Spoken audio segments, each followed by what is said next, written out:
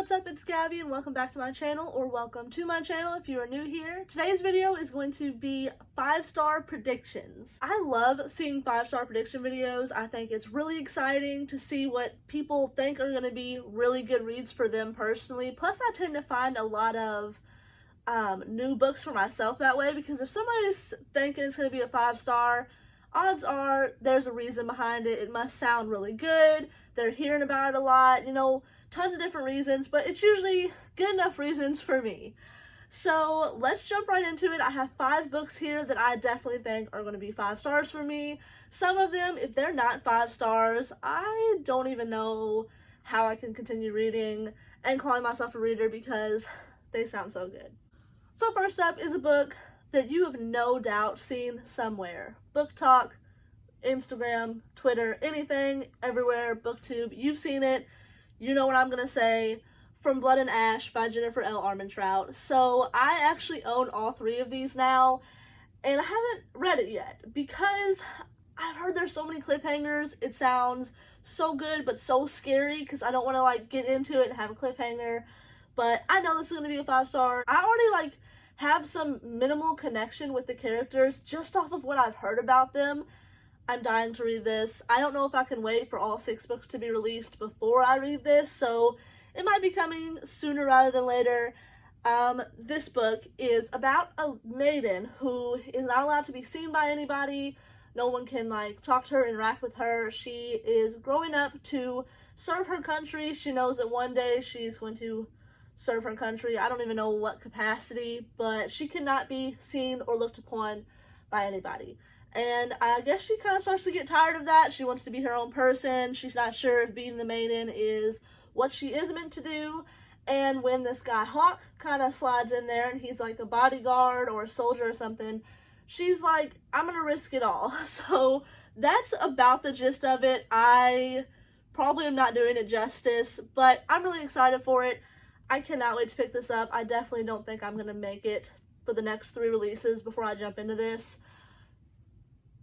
Strong expectations for this one.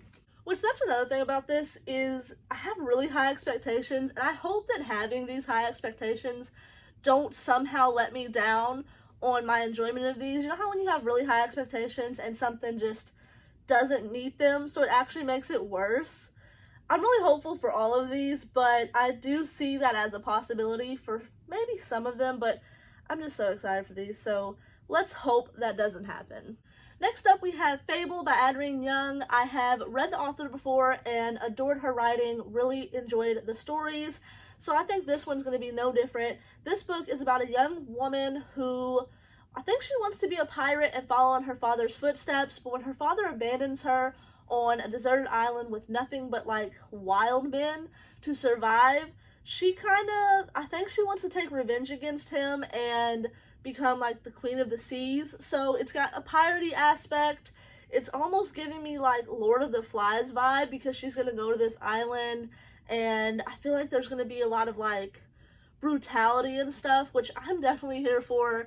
I like morally gray characters, and I hope that this is that. That's the vibe I'm getting, at least.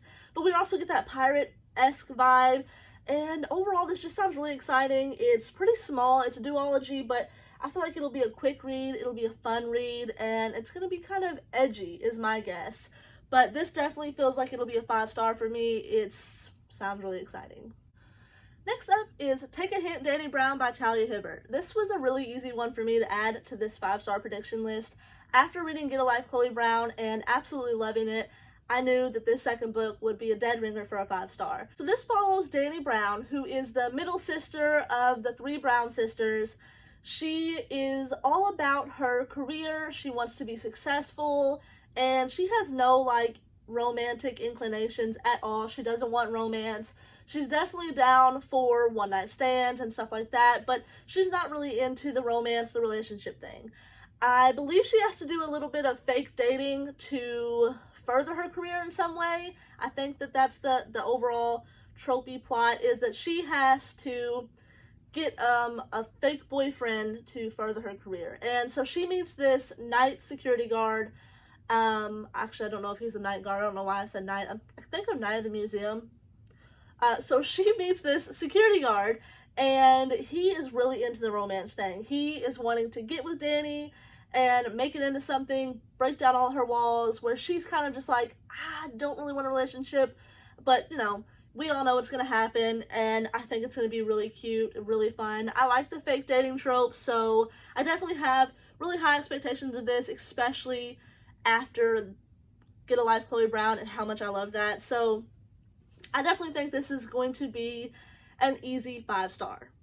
Next up, we have These Violent Delights by Chloe Gong. So this one gets a lot of bonus points for a lot of things. First of all, a Romeo and Juliet retelling, which I have never read one, so really excited about that. It's got the second chance romance as well as friends to lovers trope, or enemies to lovers. So it's a little bit of friends to enemies to lovers. It's set in Shanghai, which I love settings that are different than my own. I love learning new cultures and things like that, so love that aspect. It is set in the 1920s and it revolves around like gangsters and stuff, so love that era, love that idea. And finally, demons. So take all that in. This follows Roma and Juliet, who are in rival gangs, and they used to be besties. They used to, I think, be lovers.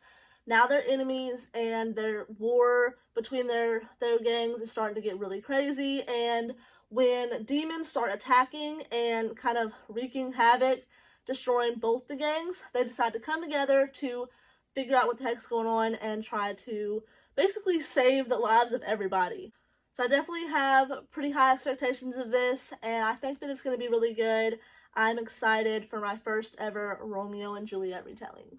The final book on this list is a book that from the very moment I heard about it, I have been dying to get my hands on, and that is The Inheritance Games by Jennifer Lynn Barnes. So first of all, this cover is what drew me in. It is literally so pretty. I saw it and I was like, hold on, what's this book about? Because I'm a big judge a book by its cover person. If it cover's pretty and it catches my eye, that's going to lead me to the synopsis.